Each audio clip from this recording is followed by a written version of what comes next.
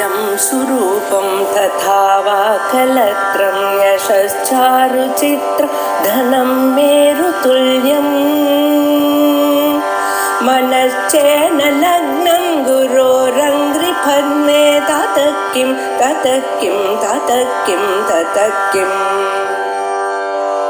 कलत्रं धनं पुत्रपौत्रादि सर्वं गृहं बान्धवा सर्वमेतद्धि जातम्। आत्मलाभात् परो नान्यो लाभः कश्चन विद्यते यदर्था वेदवादाश्च आत्मार्थाश्चापि क्रियाः आत्मार्थो यो लाभः सुखाय इष्टो विपर्ययः आत्मलाभः परप्रोक्तः नित्यत्वात् ब्रह्मवेदिभिः सम्यक् मति प्रकरणम् 17வது பிரகரணம் பத்திய பாகத்துல உபதேச சாஸ்திரி கிரந்தம். இதுல பிரம்ம ஞானத்தினால்தான் முக்தின்னு சொன்னேன். அந்த பிரம்ம ஞானம் உபனிஷத்த வாக்கியங்களை விசாரம் பண்றதுனால்தான் முக்தின்னு கூறப்பட்டது. இப்ப அந்த பிரம்ம ஞானத்துடைய ஸ்வரூபம் என்னன்னு சொல்லணும், அதனுடைய முக்கியத்துவம் சொல்லணும். லோகத்துல ரொம்ப பேருக்கு ஏதோ இது ராமாயணம் மகாபாரதம் அதே போல மற்ற பதார்த்தங்கள் நல்ல விஷயங்களை தெரிவிக்க போல இது ஒரு விஷயம் அப்படிங்கிற எண்ணத்துல இருக்க. அதுல சந்தேகம் இல்லை. ஆச்சாரியார் சொல்லும் பொழுதே காமியே மதிஷ்டேஜதாம், காமிய கர்மாக்கள்ல ஆசைகளை விட்டுருங்கோ, பகவான தியானம் பண்ணுங்கோ அப்படின்னு சொல்றார். அது இருக்கு. ஆனா இந்த வேதாந்தங்களை வாசிக்கிறதுன்னு இருக்க பார்த்தா இது ரொம்ப புண்ணியத்தை கொடுக்கக்கூடிய. பல பிறவிகள்ல புண்ணியம் இருந்தால்தான் இதை நம்ம அடைய முடியும். அதே போலயே இத கேட்கறதுனாலையும் ரொம்ப புண்ணியமானது உண்டாகுது. ஏன்னா இத வாசிக்கிறதுனால உங்களுக்கு எந்த ஒரு ஞானமானது வருகிறதோ அது உலகத்திலேயே மிக சிறந்ததான பலத்தை கொடுக்கும். லோகத்துல நம்ம எது உயர்ந்ததான பலம்னு நினைக்கிறோம், நிறைய காசு, ஐஸ்வர்யங்கள் நிறைய இருக்கணும், சரீரத்துல நல்ல ஆரோக்கியம் இருக்கணும், 10 பேர் நம்மள நல்லவான்னு சொல்லணும், போகணும், இவைகள்லாம் வசத்தின்னு நினைக்கிறோம் சாதாரணமா. ஆனா இவைகளை எல்லாம் விட ரொம்ப வசதியானது நம்ம ஆத்மாவை நாம் தெரிஞ்சுக்கிறது. ஏன்னா இன்னைக்கு பணக்காரனா இருக்கலாம், இன்னைக்கு சந்தோஷமா இருக்கலாம், இன்னைக்கு ஆரோக்கியமா இருக்கலாம். இவைகள் அப்படியே நினைச்சு நிற்கும்னு பார்க்க முடியாது. ஒரு 10 வருஷத்துக்கு முன்னால ஒரு 30 லட்சம் இருந்ததுன்னா பெரிய அமௌண்டா நினைச்சுட்டு இருந்த. இன்னைக்கு 30 லட்சத்துக்கு ஒரு கணக்கும் இல்லை. ஏன்? அதனுடைய சொரூபப்படி நாளுக்கு நாள் குறைஞ்சு போறது. அதே மாதிரி ஆரோக்கியம்னு சொன்னா நமக்கு தெரியறது. முன்னால ஒரு 10-20 வருஷத்துக்கு முன்னால் நமக்கு உடம்புல என்ன தெம்பு இருந்ததோ அந்த தெம்பு இல்லையே. அதே மாதிரி மற்றவைகள்னா உலகத்துல எப்படி நீச்சல் கட்சத்தி பறிச்ச தடா கீழே மேலே போயிட்டு. ஆகையா நகமான ஒரு லாபம் எது வந்தா அதுக்கப்புறம் வேற ஒண்ணு எதிர்பார்க்கப்படாதோ அப்படிப்பட்டதான ஒரு லாபம் என்னன்னா தங்களை தாங்கள் அறிந்து கொள்வது. ஆத்மலாபரோ நான்யோ லாபக்கர்ச்சன வித்யதே. இந்த ஆத்ம லாபம்னு இருக்க, இதை விட உயர்ந்ததான லாபம் ஒண்ணும் கிடையாது. ஏன்னா இந்த ஆத்மாவை நீங்க அறிந்தது இல்லையானால் மறுபிறவி கிடையாது. பிரிவின்னு ஒண்ணு இருந்தா தானே கஷ்டத்துக்கு மூல காரணம். எக்காரணத்துல பிறந்தேடோ அக்காரணத்துல அன்னியில இருந்து ஆரம்பிச்ச கஷ்டம் வந்துட்டே இருக்கு. கொஞ்சம் கொஞ்சமா இருக்கட்டும் நிறைய ஆகுது. மனசு இருந்தா கஷ்டம் இருந்துட்டே இருக்கு. ஆகையா இந்த பிறவி இல்லாதான ஒரு பலத்தை கொடுக்கக்கூடியது இது ஒண்ணுதான். ஆத்மலாபரோ நான்யோ லாபா. ஆத்மலாபத்தை விட உயர்ந்ததான வேறொரு லாபம் இல்லை, எங்கேயும் இல்லை. இங்க இல்ல, பூலோகத்திலும் கிடையாது, தேவலோகத்தையோ பிரம்மலோகத்திலோ எங்கே போனாலும் விஷயம் ஒண்ணுதான். ஆத்மலாபம் தான் மிக உயர்ந்தது. यदर्था वेदवादाश्च यदर्था वेदवादाश्च वेद வேதங்கள் எல்லாம் சேர்ந்து இந்த ஆத்மாவை நீங்க அறியணுங்கிறதுக்காக சொல்றது. அதுக்காகத்தான் சர்வே வேதா ஏற்பதமாமனந்தி தவம்சு சர்வானத்தை ஏற்பது. எல்லா வேதங்களும் ஒருமுனையாக எதை சொல்றது? இதைத்தான் சொல்றது. தபசுகள்லாம் எதை சேர்த்து சொல்றது? இதற்காகத்தான் தபசு பண்ணது. தபசா பிரம்ம விஜிஞாசஸ்வா தைத்திரிய உபனிஷத்துல பிரம்மவல்லியில தபசுனால பிரம்மத்தாரி, தபசுனால பிரம்மத்தாரிங்கிறாரு. எதற்காக? இதை தெரிஞ்சுக்கணுங்கிறதுக்காக. ஆகையால் எதற்கா வேதவாதாஷ்டா, வேதவாதங்கள்லாம் அது மட்டும் இல்ல, ஸ்மார்த்தாச்சாபி யாக்கிரியா, ஸ்மிருதியில சொல்லியிருக்கக்கூடியதான கிரியைகள் எல்லாம் சந்தியாவந்தனந்து ஆரம்பிச்சு என்னென்ன கிரியைகள் பண்ணணுமோ எல்லாமும் கடைசியில் எங்க வந்து முடிகிறது சுவாமி? இந்த ஆத்ம தத்துவத்தை அறியணுங்கிறதுக்காகத்தான் இப்படி பல பிறவிகள்ல நல்ல கர்மாக்களை பண்ணி பண்ணி சத்சங்கத்தை பண்ணி நல்லவர்களுக்கு சேவை பண்ணி இப்படி பண்ணி இருந்தது. ஏன்னா ஒரு நாளைக்கு உங்களுக்கு ஒரு ஜென்மான சித்தியானந்த கணக்கு. அந்த சத்சங்கத்தினுடைய ஒரு மகிமையினால்தான் நமக்கு இவைகள்லாம் கேட்கக்கூடியதான சந்தர்ப்பம் கிடைக்கும். அதுக்காக இவெல்லாம் பண்ணணும். ஆத்மார்த்தோ வியோ லாபா சுகாய இஷ்டோ விபர்ய ஆத்மலாப பரப்ரோக்தா நித்யத்வா பிரம்ம வேதிவே.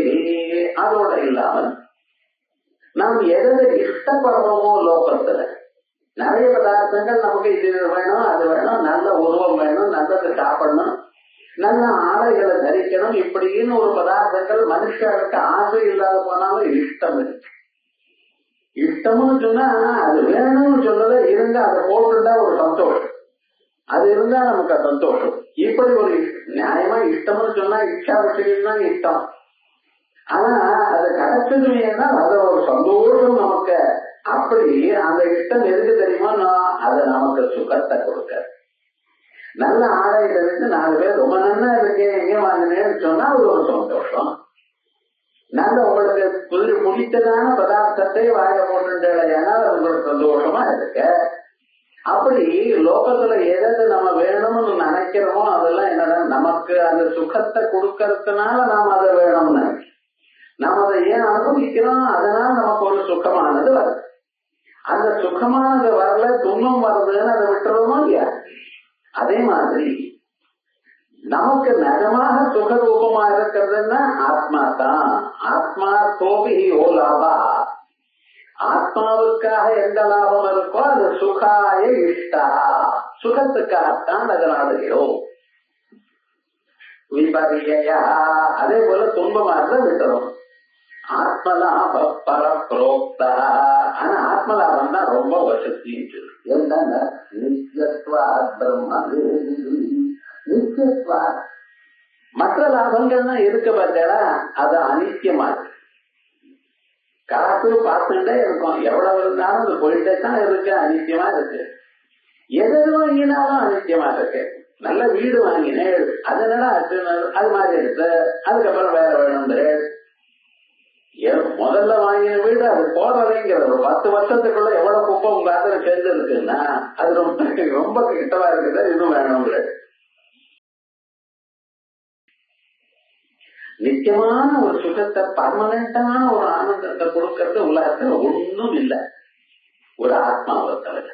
ஏன்னா ஆத்மா எப்பொழுதும் துன்பத்தை கொடுக்கல. யாரா இருந்தாலும் பாருங்க, தன்னை தான் விஷய மாட்டேங்கிறார். ஏதாவது தப்பு நீங்க தானே பண்ணேன்னா என் புத்தி அன்னைக்கு அப்படி போச்சு, புத்திய வயதான தன்னை வைக்கிறது இல்லை. முள்ளுக்கு மேல காலை வச்சுட்டு முள்ளு என் காலை தைச்சதுங்கிறான். இவன் குண்டானத்தினால சட்ட சின்னதாயிடுதுங்கிறான். எப்பவாவது நீங்க சொல்லி பாருங்க, யோஜனை பண்ணி பாருங்க, என்னைக்காவது தன் மேல அவன் படிய போட்டு இருக்கானோ? எப்பவாவது மற்ற பதார்த்தங்கள்ல தான் தவறுதல் நினைக்கிறானே தவிர தன்னை அப்படி நினைக்கிறது இல்லை. ஆகையால் ஆத்மா எப்பொழுதும் மனுஷாவுக்கு சுகத்தை தான் கொடுக்கும். சுகரூபம் ஆத்மலாப பரப்ரோக்தா, ஆத்மலாபம் தான் மிக சிறந்ததுன்னு சொல்லப்படுறது. ஏண்டா நித்தியத்வா, அது நித்தியம், ஒரு நாளைக்கே அது அழியாது. மற்ற எல்லா பதார்த்தங்களும் இன்னைக்கு வந்தது சந்தோஷத்தை கொடுக்கறது ஒரு நாளைக்கு அழிஞ்சுதான் போயிடும். அன்னைக்கு துன்பத்தை கொடுக்கறது வேற என்ன பண்றது? ஸ்வயம் லப்த ஸ்வபாவத்வாத் லாபஸ்தஸ்ய ந அன்யதா அன்யாபேக்ஷஸ்து யோ லாபः சோ அந்நிய திருஷ்டி சமுத்தவா. இன்னொன்னு, இந்த ஆத்ம லாபம் இருக்கு பார்த்தா, இது ஸ்வயமா வந்திருக்கு, ஸ்வயம் லப்தா, தானா கிடைச்சிருக்கு. இதுக்காக நீங்க ஏதாவது ஒரு முயற்சி பண்ணி வரணும்னு இல்லை. யோஜனை பண்ணினாரோ கோலானும் குயவன் முயற்சி பண்றான். அந்த முயற்சிக்கு என்ன பலம்? குடமானது உண்டாயிருக்கு. அவன் செய்த முயற்சியினால குடம் உண்டாயிருக்கு. அதே போலயே ஒரு மனிதன் ஒரு இடத்துல இருந்து இன்னொரு இடத்துக்கு போறான். அந்த போறதுங்கிற ஒரு முயற்சி இருக்க பார்த்தா, நடக்கிறான்னு ஒரு முயற்சி இருக்கு. இது என்னத்தை கொடுத்திருக்க? அவ்விடத்தை அடைந்தான் எனக்கூடியதான பலத்தை கொடுத்திருக்கு. ஒண்ணு பிறந்திருக்க, புதுசான ஒரு பொருள் பிறந்திருக்க, இன்னொன்னு இன்னொரு இடத்துக்கு இவன் போயிருக்கான். அதே போலயே ஒரு கண்ணாடி ரொம்ப புழிஞ்சு இருந்தது. ஒரு பேப்பர் எடுத்து நல்லா அழுத்தி துடைச்சான். அதுல இருக்கக்கூடியதான அழுக்கெல்லாம் போயிடுது. அப்ப என்ன சின்ன அப்படிங்கிறது பிரகாசிச்சது. இவன் செய்ததான ஒரு செயல் இருக்க பார்த்தா, அதை தொடச்சாங்கிற ஒரு செயலானது அதுல ஒரு ஒளியை கொண்டு வந்து கொடுத்தது. ஒண்ணு பிறவியை கொடுத்தது, இல்ல அந்த ஊருக்கு நம்ம போனோம் பிராப்தின்னு. இன்னொன்னு அது நல்ல ஒரு ஒளியை கொடுத்தது, சம்ஸ்காரம்னு பேர். அதுல இருக்கிற தோஷத்தை நீக்கி அழுக்க நீக்கி புதுசான ஒரு வழியை கொண்டு கொடுத்தது, அது சம்ஸ்காரம்னு பேர். அதே போல தங்கத்தை கொடுத்த தட்டானிடத்துல அவன் அழகான வளையும் மோதிரமும் தயார் பண்ணி கொடுத்தான். இப்ப இது என்னது? இது மாறி இருக்கு. தங்கமே வளையாக மாறி இருக்கு, புதுசா பொறக்கல. அதே இதுவும் தங்கம் தான், அது வளையா மாறி. இல்ல பாலை உர குத்தி வச்சேன், காலை பார்த்தா அது தயிரா மாறி இருக்கு. தயிர் பிறந்ததுன்னு யாராவது சொல்லிடும் பாருங்க. நேற்றுக்கிட்டே இன்னைக்கிட்டே இருக்கு. ஆனா தயிர் பிறந்ததுன்னு சொல்ற, பால் தயிரா மாறிட்டுன்னு. சோ இப்ப எங்க உலகத்துல எந்த ஒரு செயல் இருந்த போதிலும் அந்த செயலானது 4 விதமான பலத்தைத்தான் கொடுக்கும். உற்பத்தி, புதுசா பிறந்து இருக்கிறது. ஆப்தி, ஒரு இடத்தை போய் சேர்றது. சம்ஸ்காரம், அழுக்க நீக்கி புதுசான ஒரு பதார்த்தத்தை ஒளியை கொடுக்கிறது. அதே போலயே மாறுதல், பரிணாமம். இந்த ஞானத்தினால ஒரு ஆத்மா கிடைக்கிறதுன்னு சொல்லிடா, அது பிறக்கிற ஆத்மா நித்தியம். அது எங்கும் வியாபிச்சு இருக்கிறதுனால அது ஒரு இடத்துல இருந்து இன்னொரு இடத்துக்கு போகாது. அது ஒரு அழுக்க இருந்தா தானே அதை போய் புதுசா கொண்டு வந்து கொடுக்கறதுக்கு, அதை வெளிச்சம் கொடுக்கறதுக்கு. அது நித்திய சுத்த புத்த முக்த சுகாவம். அது கூட்டஸ்தமா இருக்கிறதுனால அது மாறாது. இப்ப என்ன சார் வேலை செஞ்ச என்ன பிரயோஜனம்? ஒரு வேலையும் கொடுக்கல, ஒரு செயல்னால ஒண்ணும் ஆகல இங்க. ஆனா என்னன்னா தானா இருக்குன்னு ஸ்வயம் லப்த ஸ்வபாவத்வாத். இது ஸ்வயம் லப்த ஸ்வபாவம், தனக்கு தானா எப்பொழுதுமே இருக்கு இந்த ஆத்மா. லாபஸ்தன்யதா, வேறொரு காரியத்தினால் இதுக்கு லாபம் வரலை. அந்யாபேக்ஷஸ்துயோ லாபா, எந்த ஒரு லாபம் இன்னொன்னு எதிர்பார்த்து இருக்கோ சஹா அந்நிய திருஷ்டி சமுத்தவா, அது அஜானத்தினால பிறந்திருக்கா போல தோன்றது. நமக்கு உண்மையை தெரியாதனால பிறந்தா போல தோன்றும். மோட்சம் வந்தது சார், இங்க வெளியூர்ல வந்ததா? இருந்து வந்ததா மோட்சம்? இல்ல சுவாமி, இதுவரைக்கும் உங்க ஆத்மா அஜானத்தினால அறியாமையினால மறைச்சிருந்தது. இந்த அறிவு வந்ததுமே அந்த அறியாமையை நீக்கிறதுக்கு இருக்கிற ஆத்மஸ்வரூபம் தானா புரிஞ்சிருக்கு. அவ்வளவுதான், புதுசா இங்க இருந்தோ ஓடி வரல. கர்த்தனுக்கு பின்னால டான்ஸ் ஆடுறமா இருக்கா, கர்த்தன் தான் திறந்தோம். அந்த அம்மா உன்னை இங்க இருந்து வெளியில இருந்து கொண்டு வரல, அங்கே இருக்கா, ஆடிட்டு இருக்க. இப்ப என்னாச்சு, கர்த்தனை திறந்ததுமே எப்படி அந்த ஸ்வரூபம் நமக்கு தானா கண்ணத்து தெரியறதோ, அதே போலயே இங்கேயும் அந்த அஜானமானது நீக்கப்பட்ட ஞானமானது தானா வந்து இருக்கிற உள்ள இருக்கிற ஒளியானது உள்ள இருக்கிற பொருள் என்ன? ஒளிமயமான பொருள். அதனால அது தானா தெரியுது. உள்ள இருக்கிறது ஒளிமயமான பொருள் எப்படி தெரியும்னு சொப்னம் பார்க்கிறப்ப எந்த ஒளியில பார்த்த? கணா காணும் பொழுது என்னென்னமோ பொருள் வந்திருக்கு, அங்கேதான் ஒரு ஒளி இல்ல. லைட் எல்லாம் ஆஃப் பண்ணிட்டு ராத்திரி வேலையில அமாவாசை வருது, சூரியன் இல்ல, சந்திரன் இல்ல, மின்னல் இல்ல. மழை வந்தா தானே மின்னல் வைப்பாங்க. இப்ப இருக்கிற வெயில் பார்த்தா மழை வருமானு இருக்கு. எதிரில மழையை பார்த்துட்டு இருக்க சாத்தக பட்சிகளா காயிட்டா மழை வருமான ஒவ்வொரு ஊர்லயும் பாருங்க. அப்படி ஒண்ணும் மின்னல் ஒண்ணும் இல்லை. ஆனா நல்லா பார்த்துருக்க சொப்னத்தை டவுட் இல்லாம பார்த்தா அடுத்த நாளுக்காரமே சொல்றேன், இதை பார்த்தேன் அதை பார்த்தேன், இதெல்லாம் நல்லதா கெட்டதா ஒரே கவலையா இருக்கே அப்படிங்கிறது. ஆமா, அந்த சொப்னத்துல எந்த வெளிச்சத்தை பார்த்தேன்னு கேட்டா என்ன ஆன்சர்? நெக்ஸ்ட் டைம் பாக்குறப்ப பார்த்து சொல்றேன் சார். இன்னும் வரலையே, வந்து சொன்னது கேட்டேன்னா நெக்ஸ்ட் டைம் நான் பாக்குறேன், கவனிக்க நீங்க சொல்றது ஊதி கவனிச்சுட்டு அந்த வந்து நான் உங்களுக்கு சொல்றேன். வரவே இல்லை. என்ன சுவாமி அப்படின்னு சொப்னத்துல பொருளை பார்த்தனே தவிர வெளிச்சத்தை பார்க்க, அந்த வெளிச்சம் எங்க இருந்ததுன்னு தெரியல சுவாமிகள. அது வேற எங்கேருந்து வெளியூர்ல இருந்து வரல வெளிச்சம், உமாக்குள்ள இருக்கிற வெளிச்சம். அதான் வழி ஆத்மஸ்வரூபம். ஆகையா அந்த ஆத்மஸ்வரூபமானது நமக்கு மறைஞ்சு இப்ப தெரியறது. ஆத்மா கண்ண மொழியில இருட்டுதான் சுவாமி தெரியறது. உள்ளூர ஆத்மா இருக்குன்னு சொப்னத்துல பார்த்தேன். அது சொப்னத்துல பார்த்தேன்னு நான் சொன்னேன், நீங்க நம்பித்தானே ஆகணும். என்ன பொருளை பார்த்தீங்க, பார்த்து நீங்க தானே சொப்னத்தை சொன்னேன். அப்பதான் வேற ஒரு ஒளி இல்லாதனால உங்க ஆத்ம ஒளி தான் உத்தரணும். ஆனா இப்ப என்ன சார் தெரியல, என்ன இப்ப அதுக்கு கருப்பான கருத்தை மூடிட்டு அதனால தெரியல. அதனால அந்நிய திருஷ்டிஸ்து அவித்யா சியாது. வேற ஒன்னா பாக்குறதுன்னு இருக்கு பார்த்தீங்களா, இதுதான் அஞ்ஞானம். ஒன்ன இன்னொன்னா பாக்குறது.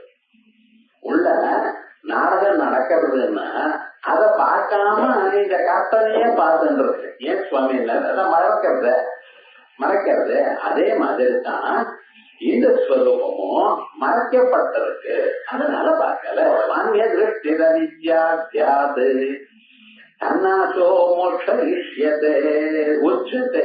அந்த அஜானம் போச்சுன்னா மோட்சம் தானா தெரியும். ஞானேன இவது சோபித்யா விரோதித்வான்ன கர்மனா. அது ஞானத்தினாலதான் போக்கும், கர்மாவனால அது போகாது. செயல்கள்னால சஞ்சாவந்தனம் பண்ணேன்னு போகுமா? இருட்டுல லைட் எல்லாம் ஆஃப் ஆகிடுது, இருட்டா இருக்கு.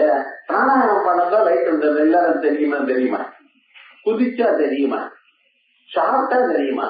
இருட்ட போனாதான் வெளிச்சம் தெரியும், பொருள் தெரியும். பொருள் தெரியணும்னா என்ன வேணா இருட்டு போகணும், அவ்வளவுதான். வேற எதனாலையும் போகாது. அதே மாதிரி தான் நமக்குள்ள இருக்கக்கூடியதான அறியாமை போகணுமே, ஆனால் அது ஞானத்தினாலதான் போகுமே தவிர நான் அந்த ஜபம் பண்றேன், இந்த பூஜை பண்றேன், இந்த கதைக்கெல்லாம் அஞ்ஞானம் போகாது. அதனால அஞ்ஞானம் போகணும்னு என்ன வேணும்? நமக்கு ஞானம் வேணும். அதான் கர்மகாரியத்து அனித்யா அவித்யா காம காரண பிரமாணம் வேதையே வாத்திர ஞானஸ்ய அதிகமே ஸ்மிருதா. ஒருவேளை கர்ம காரியமா இருக்குமையானால், ஏதாவது இதை பண்ணினேன் இதனால எனக்கு இது வந்தது அப்படின்னு இருக்குமையானால் அது எப்பொழுதும் அழிஞ்சு போயிடும். எவ்வளவு பெரிய காரியம் பண்ணினாலும் ஒரு நாளைக்கு அழிஞ்சுதான் போறது. என்ன பண்றது? இங்க இருந்து ஆகாசத்துல விண்வெளியை அனுப்பிச்சான். அது என்னடா இருக்குன்னா ஒரு 40-45 வருஷம் அது சுத்திட்டு போட்டோ அனுப்பிச்சுட்டே இருந்தது. அதுக்கு நாளுக்கு ஒரு நாள் என்ன ஆச்சுன்னா சார் அது டிஸ்மிட் ஆகிடுச்சு அப்படின்னு இன்னொன்னு அனுப்படம் வந்துடும். ஏன் சுவாமி அது பர்மனண்டா தானே அனுப்பிச்சு.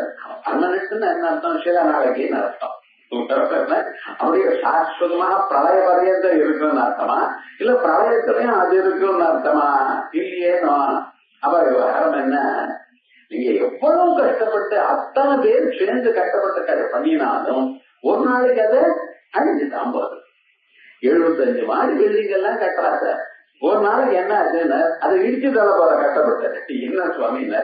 அப்ப பேட்டர்ன் மாறி எடுத்துக்கிறான், வேற ஒண்ணும் இல்லை. அது மாதிரி லோகத்துல எது நித்தியம் எது சாஸ்வதம்னு நம்ம நினைக்கிறோமோ, எது ஒரு செயலால் ஏற்பட்டதோ அது ஒரு நாளுக்கு அழிஞ்சுதான் ஆகணும். கர்மகாரியஸ்து அனித்யாது அவித்யா காம காரணா. ஏன் தெரியுமா? நீங்க ஏன் சார் ஒரு செயலை பண்ற? கொஞ்சம் ஞாபகம் வச்சுக்கணும். நல்லா யோசனை பண்ணணும். நாம் ஏதோ ஒரு செயல் பண்றோம், புத்தகத்தை படிக்கிறோம், இல்ல வேற ஏதாவது ஓடுறோம். எதற்காக பண்றேன்? அது பின்னால ஏதோ ஒரு பலம் இருக்கணும். நம்ம இது தேடிட்டு இருக்கேன், அதனால்தான் இது எங்க இருக்குன்னு புத்தகத்துல தேடுறேன். இந்த விஷயம் எங்க இருக்கு தெரியல, தேடுறேன். இல்லைன்னு ஒரு காரியத்துக்காக ஓடுறேன். இப்ப எல்லாம் ஏதோ ஒண்ணு மனசுல வச்சுட்டு ஓடுறாங்க. இவ ஓடுறது இல்லை, எல்லாரும் 10 பேர் சேர்ந்து ஓடுறா, 100 பேர் சேர்ந்து ஓடுறா. ஏன்னா ஓடினதுனால என்ன தெரிகிறது, என்ன ஆகுதுன்னு தெரியல, ஓடிட்டு இருக்கா. அப்ப எந்த ஒரு காரியம் பண்ணினாலும் அதுக்கு பின்னால ஒரு காரணம், ஒரு ஆசை இருக்கு. இதை நிறைவேறணுங்கிற எண்ணத்துலத்தானே ஒரு காரியத்தை பண்றேன். சாப்பிடுறதுல எதற்காக சாப்பிடுறேன்? பசி குறையணும்னு ஆசை இருக்கு சுவாமி. உமக்கு பசி அந்த தாங்க முடியலையே. பசி எனக்கூடியதான வியாதி பிடி இருக்க, அது போக்கடிக்கோ. அதோட மட்டும் இல்ல, எவ்வளவு கிடைக்காதோ அதோட சந்தோஷப்படுவோங்க. எது வந்தது அதேல சந்துஷ்யதான். இது வந்ததுன்னு போரும்னு வச்சுங்கோ, அது இல்லாம இன்னும் அது வரட்டுமே, இன்னும் வரட்டுமே. சாதாரண ஒருத்தர் எல்லாம் போட்ட திருப்பதிக்கு போனேன், ஃப்ரீ டிக்கெட்டை கொடுத்தா போய் சாப்பிட்டேன். ஆனா லட்டு போடல சார். ஆகாரம் போட்டானேங்கிறத அர்த்தம் போகல. ஆனா சுவாமி பிரசாதம் லட்டு அங்கே போடலையேங்க. ஏன்னா எவ்வளவு இருந்தாலும் இந்த மனுஷனுக்கு அது வேணும் இது வேணும்ல பார்த்தீங்களா, பிராப்தேன சந்தோஷியதான். எவ்வளவு கிடைச்சிருக்கோ அதோட சந்தோஷப்படுங்க. இன்னும் அது வேணும் இது வேணும் நினைக்கலையானா துன்பம் தான் மனுஷன். அது மாதிரி இந்த கர்மாவனால நீங்க கர்ம காரியமா இருந்தா அது அனித்தியமாகத்தான் ஆகும். அவித்யா காம காரண ஆசையினால வந்தது, அஞ்ஞான அறியாத்தனால ஆசை வந்தது, ஆசையினால இந்த செயலை பண்ணு. அவித்யா காம காரண பிரமாணம் வேதையே வாத்திர ஞானஸ்ய அதிகமே ஸ்மிருதா ஞாத்வா தேவத கைவல்யம். ஞானத்தை அடைஞ்சாத்தான் மோட்சம் அப்படின்னு ஸ்ருதிகள் தான் சொல்லும். ஞானேனது ததஞானம் ஏஷாம் நாசிதம் ஆத்மனா தேஷாம் ஆதித்யவத் ஞானம் பிரகாசயதே தத்பரம். அப்படி ஞானம் வந்தாதான் அஜானம் போகுங்கிற விஷயத்துல என்ன பிரமாணம்? வேதம் தான் பிரமாணம். பிரமாணம் வேதையே வாத்திர ஞானஸ்ய அதிகமே ஸ்மிருதா. இந்த ஞானம் நமக்கு வரணுமே ஆனால் அந்த உபனிஷத்துகளை ஆச்சாரிய முகமாக கேட்டாத்தான். கேட்டுட்டே இருக்கணும். என்ன ஞானம் வரும்னு சொல்ல முடியாது. இந்த யஜ்ஞத்துல அந்த அக்னிய வரணுங்கிறத அரணியை கடைஞ்சிருந்தே இருப்பான். எப்ப சார் வரும்? 1/2 மணியா கடைஞ்சிட்டு இருக்கேன், 1 மணியா கடைஞ்சிட்டு இருக்கேன், வரலன்னா இன்னும் கடை வரும் தர வேற வழியே இல்லை. அதே மாதிரி அரணையை கடைஞ்சா வரும் மாதிரி இந்த மனசுங்கிறத மத்தனால முழுக்க முழுக்க அதே கடைஞ்சுட்டு இறக்கணும் உபனிஷத் வாக்கியங்கள்ல. அப்ப ஒரு நாளைக்கு தானா வந்துடும். அதான் ஞானைகார்த்தபரத்வார்த்தம் வாக்கியமேகம் ததோ விது ஏகத்வம் மே ஆத்மனோ ஞேயம் வாக்கியார்த்த பிரதிபத்திதா. ஞானைகார்த்தபரத்வார்த்தம், இந்த ஞானமானது எதனால வருது? தத்துவமசி அகம் பிரம்மாஸ்மி பிரஜானம் பிரம்மா அயமாத்மா பிரம்மா எனக்கூடியதான மகா வாக்கியங்கள்னால. இந்த வாக்கியங்கள் எல்லாம் ஆத்மா ஒண்ணுங்கிறதான் சொல்லு. பரமாத்மா ஜீவாத்மா எல்லாம் ஒண்ணுதான். ஒரே பதார்த்தம் இருக்கு என்கிற விஷயத்தை பல விதமாக சொல்றது, பல கோணங்களாக.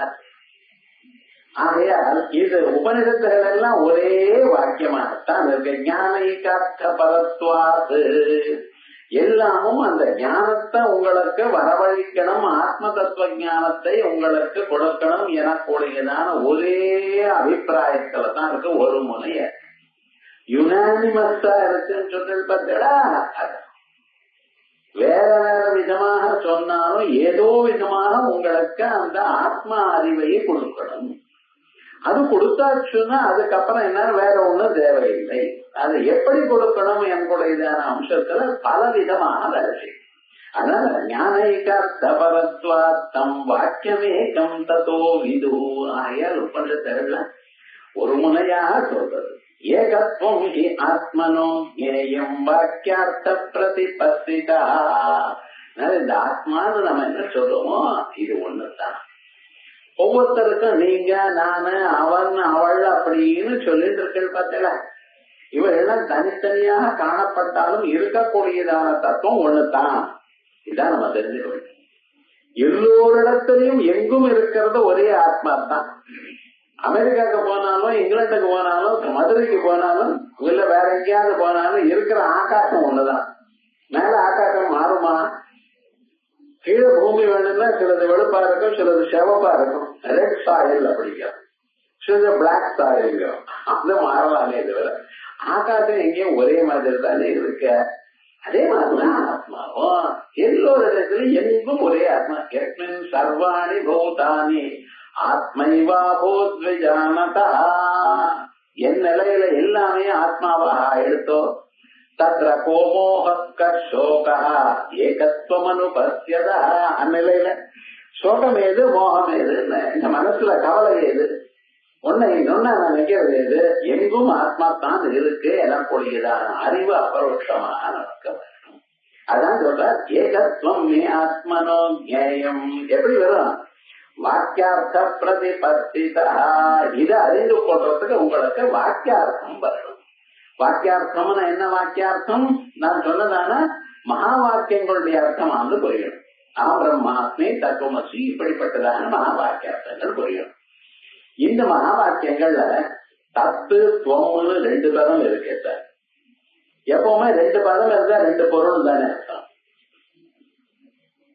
சாதாரணமாக லோகத்துல குதிரை கழுதைன்னு சொன்னா குதிரை வேற கழுத வேற. 2 வாக்கியம் 2 பதத்தை சொல்லிவிட்டு அந்த 2 ஒரே பொருள்னு சொன்னா நியாயமா இருக்க? ஒரு பொருளா இருக்குமே. ஏன்னா ஒரு பொருளுக்கு 2 பேர் நினைச்சிருக்க. உங்களுக்கு எத்தனை பேர் இருக்கு? ஒரு பேர் தானே இருக்க, 10 பேரா இருக்க. அதே போல உட்கார்றது குறிச்சிங்கிறோம், சேருங்கிறோம், அவ்வளவுதான். சேர்னு 1 பேரு, இதுக்கு வேற 1 பேரு. அதுக்குன்னா சாஸ்திரமா என்ன பரவாயில்ல விஸ்வதாசனம் 1000 பேர் குறிச்சிக்கு, 1000 பேர் டேபிளுக்கு, 1000 பேர் கதவுக்கு இருந்தது. ஏன்னா நம்ம வாழ்க்கை என்ன ஆயிடுறது? ஒரு பொருளுக்கும் 1 பேரு தான் இருக்கணும். அப்ப ஆத்மான்னு ஒண்ணு இருக்குமே, அதுக்கு தத்துன்னு 1 பேரு, தொம்முன்னு 1 பேரு. ஏன் சுவாமி இப்படி எல்லாம் வச்சிருக்க அப்படின்னு கேட்கிறேன். வாட்ச வேதாஸ்து தத்வேதா கல்பியோ வாட்சோ ஹி தச்ருதே த்ரயந்து ஏதத்தத ப்ரோக்தம் ரூபம் நாம ச கர்ம ச. வாட்ச வேதம். அப்பா வாட்ச வேதம்னா என்ன கொஞ்சம் பாப்போம். இப்ப இந்த சேர் தெரிச்சுன்னா, இந்த சேர் முதல்ல எப்படி இருந்து சேர பண்ணணும்னு நீங்க நினைச்சிரு. அவன் அந்த கார்பெண்டர் கூப்பிட்டு, தச்சன் அவரை கூப்பிட்டு, உலகத்துல ரொம்ப பிஸியா இருக்கிறவர் அவர் தான். எப்ப கூப்பிட்டாலும் அதுக்கு வேலை இருக்குங்களா? அது என்ன தெரியும்? இது எல்லாரும் ஏதோ பார்த்தாங்க சார். அந்த கார்பெண்டருக்கு மட்டும்தான் ரொம்ப கிராங்க. ஒரு பையில எல்லாத்தையும் வாசி ஒளி அதெல்லாம் கொண்டு வந்து வச்சுட்டு இருக்க. அதுக்கப்புறம் என்ன பண்ணினா, இத மரக்கட்டையெல்லாம் கொண்டு வரணும், கொண்டு போய் கடைக்கு போய் கொண்டு வந்த. இப்ப இத என்ன பண்ணிருக்க? மரக்கட்டைன்னு சொல்லு. வெறும் மரக்கட்டைகள் தானே இருக்கு. அது அங்கேதான் நீங்களும் உட்கார்ந்து இருக்க. அவர் விட்டு என்ன மத்தியானம் சாப்பிட போயிட்டாருன்னா அவ்வளவுதான். வேற ஏதோ சாப்பிட்ட படுத்து தூங்கிடுவார். அது இருக்க. அதனால அவர் விடக்கூடாது. பக்கத்திலேயே உட்கார்ந்து முடிகிற வரைக்கும் உட்கார்ந்து. என்ன பண்ற சுவாமி? ஒவ்வொருத்தருடைய சுபாவம் நீங்க ஒன்றும் பண்ண முடியாது. அவர் என்ன பண்ற? இந்த கட்டைய நேர கட் பண்ணி, அந்த ரம்பத்தினால அதை கட் பண்ணி, அதெல்லாம் இது வச்சு, இந்த எமனை பேப்பர் வச்சு அதை இது பண்ணி நீட்டா அது பண்ற பல்ல வரைக்கும் அதெல்லாம் கட்டைன்னு தான் சொல்லிட்டு இருக்கேன். ஆனா இந்த ஒரு ஷேப் வந்ததுல குர்த்தின்னு சொல்ல ஆரம்பிச்சு. என்ன சார் பண்ண? வெறும் கட்டை தானே, கட்டைத்தான் வாங்கிட்டு வந்தா, அந்த கட்டையை தான் வச்சா, அது இப்படி பண்ணினா, அது அப்படி என்னென்னமோ பண்ணினா, அது அளந்தா, அதை நீட்டா பண்ணினா, அதுக்கப்புறம் அந்த காலெல்லாம் பண்ணினா, ஒன்னோட ஒண்ணு கோத்தா, அதுக்கு மேல பலகை வச்சார், அடிச்சார், பின்ன அதை காஞ்சிக்கிறதுக்கு வச்சார், 2 கையும் வச்சார். ரொம்ப நல்லா இருக்கு. இந்த ஷேப் வந்ததுமே நீங்க அதே கட்டைத்தான், கட்டையை தவிர வேற ஒண்ணும் இல்லை. அத நீங்க என்ன பண்ணிட்டு சேர்னு சொல்ல ஆரம்பிச்சுட்டு முன்னால என்ன சொல்லிட்டு இருந்து கட்டைன்னு சொல்லு, இப்ப என்ன சொன்னேன் சேர்னு சொல்லு. அதே மாதிரிதான் பரமாத்மா முன்னால இருந்த அவரை பரமாத்மா தான் சொல்லிட்டு இருந்து இந்த சரீரம் வந்த பிறகு இதுக்குள்ள அந்த பரமாத்மா பூந்துள்ளதுமே ஜீவன் சொல்ல. முதல்ல என்ன சொன்ன தத்து, அதுப்பா இப்ப என்னடா இவர் பெண்ணாட்டு ஒரே பொருள் தான், அதுவா இருக்கும் பொழுது தத்துன்னு சொன்னேன். அதுவே நம்ம சரீரத்துக்குள்ள பூந்துள்ள பிறகு இப்ப என்ன சொல்லிருக்க இதுங்கிறாரு. இப்ப ஒரு பொருளுக்கு மரக்கட்டைன்னு ஒரு பேரு, அதுக்கப்புறம் என்ன பேர் வச்சிருக்க சேர்னு ஒரு பேரு. அதே தானே இப்ப மரக்கட்டைன்னு ஒரு பேரு, சேர்னு ஒரு பேரு, ரெண்டு பேர் ஒரு பொருளுக்கு இருக்கலாமா? அதே மாதிரிதான் அதுங்கிற பேரு எப்பவும் இருக்கக்கூடியதான பேரு பரமாத்மா. அவர் நம்ம சரீரத்துக்குள்ள பூந்தடமே துவம்னு சொல்லாது. ஆனா மரக்கட்டையும் சேரும் ஒன்னா வெவ்வேறையா ஒண்ணுதானே. அது வந்து இந்த சேர்ல தனித்தனி எடுத்து பார்த்தீங்கன்னா மரத்தை தவிர ஏதாவது இருக்கும். இப்பதான் இந்த ஆணி அடிக்கிறதுன்னு இருக்கு. பழைய நாள் என்னன்னா ஓட்ட போட்டா அதுக்குள்ள மரத்துக்கு கெட்டுதான் வச்சிருப்பான். அப்படியே விவகாரம் என்னடா அது அப்படியே இருக்கும். அந்த பொருளோட அது சேர்ந்ததுன்னா அதை செய்யாம அப்படியே இருக்கும். அது மாதிரி வெறும் சேரா வெறும் மரக்கட்டையா இருந்தது சேருன்னு சொன்ன மாதிரி பரமாத்மாவா இருந்தது இப்ப ஜீவன் சொன்ன. ஏன்டான்னு மறந்துட்டு ஒரு ஷேப் வந்ததுன்னு அதுக்கு தனியா ஒரு பேர் வச்சு நீங்களாக ஒரு பேரை கல்பிச்சிருக்க. ஏன் சார் மரக்கட்டைன்னு சொல்லிட்டே இருங்களேன்னு சேர மரக்கட்டைன்னு சொல்றேன். அப்ப டேபிள் என்ன சொல்றதுன்னா கதவை என்ன சொல்றது விக்ரம் எல்லாம் மரம் தானே. அப்ப எல்லாத்தையும் மரம்னு சொன்னா எனக்கு கன்ஃபியூஷன் ஆகுது சார். ஆனா இந்த ஷேப்ல இருக்கிற மரத்துக்கு சேர்னு பேரு, இந்த ஷேப்ல இருக்கிற மரத்துக்கு டேபிள்னு பேரு, இந்த ஷேப்ல இருந்தா கதவுன்னு பேரு, இந்த ஷேப்ல இருந்தா பெஞ்சுன்னு பேரு. ஓஹோ, எல்லாமும் மரமா இருந்த போதிலும் அந்தந்த உருவத்துக்கு தக்க மாதிரி பேர் வச்சிருக்கா. அதே மாதிரிதான் ஜீவன் இந்த சரீரத்துக்குள்ள இருக்கும் பொழுது அவனுக்கு ஜீவன் பேரு, துவம்னு பேரு. அதுவே ஆண் சரீரத்தில் இருந்தாலும் பெண் சரீரத்தில் இருந்தாலும் வயசானவாழ் சரீரத்தில் இருந்தாலும் கிழவாழை சரீரத்தில் இருந்தாலும் தொந்தா. அப்படி பரமாத்மா ஒண்ணு ஜீவாத்மா ரெண்டு பேர் தனித்தனியா வச்சாலும் ரெண்டு தனி பொருள் என்று கருத வேண்டாம். ரெண்டு பேர் ஏன் வச்சோம் சார், எனக்கு ஒரு பிரயோஜனம் இருந்தது அதனால வச்சு கல்பிச்சு வச்சேன் அவ்வளவு. வாச்சபேதாஸ்து தத்பேதா கல்யா வாச்சோஹி தத் ஸ்ருதே. ஏன்டான ஸ்ருதியானது அந்த வாச்சார்த்தத்தை சொல்வது. இது எந்த பெயரோட நீங்க சொல்லிட்டு இருக்கீங்களோ அதை சொல்றது. திரயஸ்து ஏதத்தத புரோக்தம். இதனால மாறினது என்ன சுவாமின்னு ரூபம் நாமச்ச கர்மச்சா. நாமரூப கர்மாத்மகம். ஒவ்வொரு பொருளும் எதென்ன இருக்கணும் நாமரூப கர்மாத்மகம். நாமன்னா பேரு, அதுக்கப்புறம் ரூபம்னா உருவம், கர்மான்னா செயல். ஒவ்வொரு பொருளுக்கும் தனித்தனியா இவள் இருக்கு. ஒரு சார்னு வச்சுட்டேன்னா அதுக்கு சார்னு பேர் உண்டு, அதுக்கு ஒரு ஷேப் உண்டு. உட்கார்றதுக்கு வசதியாக ஒரு ஷேப், 4 கால் இருக்கு, நடுவுல ஒரு பலகா இருக்கு, சாந்திக்கிறதுக்கு ஒரு பலகா இருக்கு, 2 கை இருக்கு வச்சுக்கிறதுக்கு. இந்த ஷேப்ல இருந்ததுன்னா இதுக்கு சேர்னு பேர். இந்த கைகள் பின்னால் இருக்கிறதுக்கு ஒண்ணும் இல்லாத அப்படியே 4 காலம் மேல பலகா மட்டும் இருந்ததுன்னா அதுக்கு பெஞ்சு ஸ்டூலுங்க. இதுதானே அது. அதே போல கொஞ்சம் பெரிய பலகா இருந்து பொருள் வச்சுக்கலாம் போல இருந்தா டேபிள்ங்கிற. எல்லாம் மரம் தான். இதுக்கு வேற வேற பேர் வச்சதுக்கு காரணம் என்ன, வேற வேற ஷேப் இருக்கு அவ்வளவுதான். சோ ஷேப்புனால பேரு மாறிட்டு அதனால வேற செயல் உண்டாச்சு. என்ன செயல் உண்டாச்சு? சேர்னா உட்காரு, டேபிள்னா அது மேல நீங்க உட்கார்றல. சாதாரண உட்கார்றதுக்கு வசதி இல்லை, ரொம்ப நீளமா இருக்கிறவதான். அது மேல பெஞ்சு போட்டு தான் உட்காரலாம், டேபிள் மேல இருந்ததுதான். அப்ப டேபிள் மேல புத்தகங்கள் ஏதாவது வச்சுக்கலாம். அதே போல பெஞ்ச் இருந்துன்னா என்ன பண்றது, அது மேல ஏறி நின்றுட்டு ஏதோ பொருள் இருக்கு. சேர் மேல ஏறி நிக்கிற இடம் சாதாரணமா நிக்கிறது இல்ல. ஏன்னா ஒரு பொருள்னு சொன்னா அதுக்கு தனியான ஒரு உருவம் இருக்கு, தனியான பேர் இருக்கு, தனியான ஒரு செயலும் இருக்கு.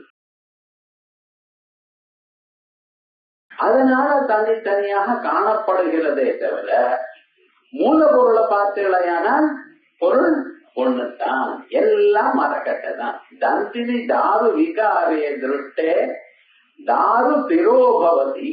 மரத்தினால யானையை பண்ணினா அப்பட்டமா நகமாக அந்த யானை மாதிரியே இருந்தது. ஒரு குழந்தை பார்த்தது யானை பாருன்னா இன்னொருத்தன் பார்த்தா அந்த மரத்தை பாருங்கிறான். ஏன்னா எந்த மரத்தை பண்ணினானோ தெரியல, யானை இப்படி இருக்கு அப்படிங்கிற. அதனால ஒரே பொருளா இருந்தாலும் அதை ரெண்டு திருஷ்டியில நம்ம பார்க்கணும். மரத்தில் மறந்தது மாமத யானைங்கிறோம் இல்லையா, அதே விதமாகத்தான் ஒரு பொருளுக்கு ரெண்டு பேரு இருக்கு சார். ரெண்டு கோணத்துல நீங்க பார்த்தது இது வேதாந்தத்துல விகல்பங்கிற. வேதாந்த விகல்பம் இப்படி நினைத்தான், இப்படி கருதினான் அப்படின்னு சொன்னா என்ன அர்த்தம், ரெண்டு விதமா பார்த்தான்னு அர்த்தம். அது பார்க்கறதுக்கு நிறைய பின்னால ஏதோ காரணங்கள் இருக்கு, அவைகள்லாம் இருக்கு, இல்லேன்னு சொல்லல. ஆகையால் ஒவ்வொன்றுலையும் ஒவ்வொரு பொருளையும் மூணு அம்சங்கள் இருக்கு, அது மறக்காதீங்கோ. என்னது, ரூபம் நாமச்ச கர்மச்ச. ஒரு ரூபம் ஒரு உருவம் இருக்கு, ஒரு பேர் இருக்கு, அதுக்கு ஒரு செயல் இருக்கு. அசதே தத்ரயம் தஸ்மாத் அந்யோன்யேன கல்பிதம். ஆனா நல்லா யோசனை பண்ணி பாருங்க, நிஜமாக இவைகள் உண்டா? இப்பதான் இதனால வேற வேற பேருங்கள் நிஜமாக இது இருக்காங்க. இந்த சேர்னு ஒண்ணு எடுத்துட்டு இருக்கிற, அதுல இருந்து மரத்தை எடுத்துக்கிட்டா என்ன இருக்குன்னு வேஷ்டியில இருந்து நூலெல்லாம் ஒவ்வொன்னா பிச்சு போட்டா அப்புறம் என்ன இருக்கு, நூல் தான் இருக்கு, வேஷ்டி காணும். அதுல இருக்கிற நூலை தனித்தனியா எடுத்துவிட்டு, அதே போல சேர்ல இருந்து மரக்கட்டையெல்லாம் எடுத்துவிட்டேன்னா நீங்க சேர்னு தனியா ஒரு பொருள் தானே சார் சொன்னேன். நான் மரத்தை தான் எடுத்துக்கிட்டேன், சார் எங்கேன்னு கேட்பான். மரத்தை பிடிக்கிறா அங்க எங்க இருக்க, சேர் இல்ல.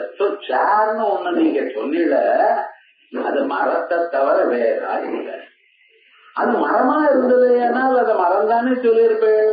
ஏன் சேர்னு சொன்னீள் அப்படின்னா, அது வெறும் மரக்கட்டையா இருந்ததுன்னா வெறும் கட்டைன்னு தான் சொல்லியிருப்பேன். அதுக்கு ஒரு ஷேப் வந்தது.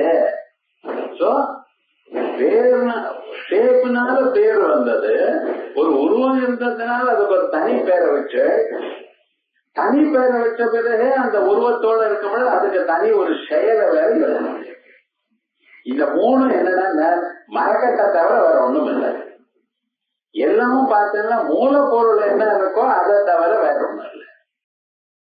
மண்ணால கொயவன் குடத்தை பண்ணினா, சட்டிய பண்ணினா, அதுக்கப்புறம் கபாலத்தை பண்ணினா, அகலை பண்ணினா, தீபத்தை பண்ணினா, எத்தனையோ பண்றான். ஆனா எல்லாமும் என்ன சார், எல்லாத்தையும் கூட்டமா சேர்ந்து என்ன சொல்லலாம், மண்ணு. இத சொன்னா அவ்வளவு நல்லா புரியல. செங்கில் இருக்கு, வலை இருக்கு, மோதிரம் இருக்கு, இவை எல்லாம் தோடு இருக்கு, இவை எல்லாம் என்ன, எல்லாம் தங்கம் தான். என்ன ஏதோ டூப்ளிகேட் நம்பிட போறாள், நான் போட்டுருக்கலாம் எல்லாம் தங்கம். அப்ப தங்கமா இருக்குமே, ஆனால் அதை ஏன் வளைன்னு சொன்னேன், வளைஞ்சிருக்க வளை, அது ஒரு செங்கிலி மாதிரி கோக்கப்பட்டிருக்க, ஆகையால் அதுக்கு செங்கிலி இப்படின்னு ஏதோ ஒரு பேரை வச்சிருக்க நீங்க. ஆனா எல்லாமும் என்ன, வெறும் தங்கம் தானே. அதனால மூலப்பொருள் ஒண்ணுதான் உண்மையை தவிர மற்ற பதார்த்தங்கள்லாம் ஒன்னோட ஒண்ணு சேர்ந்து கல்விச்சு, அவ்வளவுதான். அததே தத்ரயம் தஸ்மாத் அந்யோன்யேன கல்பிதம். நம்ம யோஜனை பண்ணி பார்த்தோம்னா நல்லா கரெக்டா சுலபமா ஒரு உருவம் வந்தது, உருவத்துக்காக பேரை சொன்ன, பேரை வச்ச பிறகு அதுக்கு ஒரு செயல் வச்சோம். ஆனா செயலா இருந்தாலும் பேரா இருந்தாலும் உருவமா இருந்தாலும் நீங்களா பண்ணி வச்சோம் தவிர வசுதா அங்க இருக்கிறது என்னன்னு பார்த்தீங்கன்னா மூலப்பொருளா இருக்கக்கூடியதான அந்த மூலப்பொருள் ஒண்ணுதான், அதை தவிர ஒரு ஒண்ணும் இல்லை. ஆகையால் கிருதோ வர்ணோ யதா சப்தா சுதோன்யத்ர தத்தியா பரிஹி. கிருதோ வர்ணா, இதுக்காக ஒரு பெயிண்டிங் போட்டு அந்த பெயிண்டிங்னால ஒரு வெறும் கேன்வாஸ் மேல பெயிண்டிங் போட்டான். அது ஒரு ஆசிரமம் பாருங்க, நல்லா இருக்கு. அங்க ஆசிரமா இருக்கு, ஆசிரமத்தினுடைய பொம்மை இருக்குது. பாருங்க அந்த பெயிண்டிங்ல அதோ சன்னியாசி எவ்வளவு அழகா உட்கார்ந்து இருக்காரு பாருங்க. சன்னியாசி உட்கார்ந்து இருக்காரு, பொம்மை தான் இருக்கு, விவகாரம் இருக்கு. அது மாதிரி வெறும மரக்கட்டாருக்கு அது சாருங்கிறது. ஏன்னா அந்த ஷேப் வந்ததுனால சொன்னேன். ரூபம் புத்தே சப்தாய கல்பத்தே, அந்த உருவத்துக்கு தகுந்தா போல ஒரு சப்தத்தை தனியா நீங்க கல்பிச்சிருக்கீர்கள். ஏவமே ஜகத் சர்வம் பிராந்தி புத்தி விகல்பிதம். உலகத்தில் இருக்கிற ஒவ்வொரு பொருளும் இப்படி நாம கல்பிச்சிருக்கோமே. ஆனால் உலகம் முழுக்க என்னாச்சு? எல்லாம் அப்படிதான். மண்ணு, சிமெண்ட், செங்கல், சுண்ணாம்பு வச்சுட்டு ஷவருங்க, இந்த நாளும் கலந்த ஷவருங்க. பருப்பு, புளி, ஜலம், உப்பு, காரம் கலந்து சாம்பாருங்க. எந்த பொருளும் நீங்க தனியா உலகத்தில் நீங்க பாக்குற பொருள் எல்லாம் சொல்லி பாருங்க சார், எல்லாம் புதுசா ஒண்ணும் இல்லை. அங்க இருக்கிற பொருளை ஒன்னோட ஒண்ணு கலக்க வேண்டியது, அதுக்காக தனியா ஒரு பேர் வைக்க வேண்டியது. உலகங்கள்லாம் பார்த்த கடைசியில ஒவ்வொரு பொருளுமா பார்த்தேனால் மூலப்பொருள் எது இருக்கோ அதுதான் உண்மை. மீதி எல்லாம் கல்பிதம். அசதே தத்தோ யுக்தம் சச்சின் மாத்திரம் ந கல்பிதம். ஆகையால் உலகங்கள்லாம் அசத்தானது அர்த்தங்கள். ஆனா எது உண்மையானத சின்மாத்திரம் ந கல்பிதம். அந்த ஆத்மஸ்வரூபம் ஒண்ணு இருக்க பார்த்தல, அது மட்டும்தான் கல்பிதம் இல்லை. மீதி எல்லாமே கல்பிச்சிருக்கு. அந்த பிரம்மத்தினிடத்தில் தான், பரம்பொருள் இடத்துல தான் உலகம் எல்லாம் வந்தது. உலகம் வந்த பிறகு அதுக்கு தனித்தனியா ஒரு உருவமும் ஒரு ஷேப்பும் வந்ததுமே தனித்தனி பேர் வச்சிருக்க. எல்லா புஷ்பங்களும் இருக்க பார்த்தா, புஷ்பங்கள்லாம் அந்த மரத்திலேயோ கொடியில இருந்து வரக்கூடிய தானே. ஆனா ஒரு புஷ்பம் மாதிரி ஒரு புஷ்பங்கள் ஜாதிங்கிற, மல்லிங்கிற, முல்லைங்கிற, எல்லா பிராரமும் ஒரே உழைப்பாத்தான் இருக்குன்னா. ஆனா ஒவ்வொன்றுக்கும் ஒவ்வொரு மனம், ஒவ்வொன்னு தனித்தனியா ஒரு சென்ட் பண்றான். இது வேற, அது வேற. ஜாஸ்மின்ங்கிறான், அது வேற ஏதோ பேரு சொல்லிட்டு இருக்கான். விவகாரம் என்னன்னா, அந்த பகவானுடைய சிருஷ்டில இவ்வளவு வெவ்வேறா இருந்தாலும் எல்லாமே புஷ்பம் தான். எல்லாம் எங்க இருந்து வந்து? பூமியில இருந்தானே வந்தது. கொஞ்சம் யோசனை பண்ணி பாருங்க. பூமியில இருக்கக்கூடியதான வாசனைத்தான் இத்தனை விதமாக வந்தது. நான் யோசனை பண்ணி பார்த்தேன்னா, ஒரே பரம்பொருள் இத்தனை வந்திருக்க, இவைகள்லாம் கல்பிதமா இருக்கிறது. நிஜமான ஸ்வரூபம் ஒண்ணுதான். அசதே தத்தோ யுக்தம் சச்சின் மாத்திரம் துன கல்பிதம். வேதச்சாபிதயே வாத்யோ வேத்யஞ்ச அந்யத்து கல்பிதம். வேதச்சாபிதயேவ ஆத்யா. அந்த முதல்ல யார் இருக்கிற பரமாத்மா, அவரைத்தான் நாம தெரிந்து கொள்ளணும். அந்யத்து கல்பிதம். வேத்தியமான பொருள் என்னென்ன இருக்கோ, அறியப்படக்கூடியதான பொருள் எது இருக்கோ, எதை தாங்கள் பார்க்கிறீர்களோ, கேட்கிறீர்களோ, உணர்கிறீர்களோ, அறிகிறீர்களோ, குடிக்கிறீர்களோ, காலால எழுதுறீங்களோ, எல்லாம் கல்பிதமான பதார்த்தம் தான். உண்மையான பதார்த்தம் எது? ஆத்மஸ்வரூபம் ஒண்ணுதான். தூக்கத்துல என்னென்னமோ பொருளை பார்த்து, ஆனா ஒரு பொருளாவது மூச்சுடு பிறகு இருக்கோ? மூச்சுடு பிறகு இருக்கிறது யாருன்னு நீங்க தான். நீங்களும் மூச்சுடு பிறகு இருக்க மாட்டேன்னு சொன்னீங்கன்னா யாரா தூங்குவாங்க? நாளைக்கு எழுதுக்கிறது டவுட்டு. ஏன்னா நடுவில் சொப்னம் வந்து போயிடுது நினைச்சா சொன்னான்னு வச்சுங்களேன், நிச்சயமா தூங்க மாட்டான் சார். எந்த நம்பிக்கையில நம்ம தூங்குறோம் தெரியுமா? நான் காலமே நிச்சயமா எழுந்துவோம். அதே மாதிரிதான் அந்த ஆத்மஸ்வரூபம் ஒண்ணுதான் நகம், மற்ற பதார்த்தங்கள் எல்லாம் கல்பிதம்.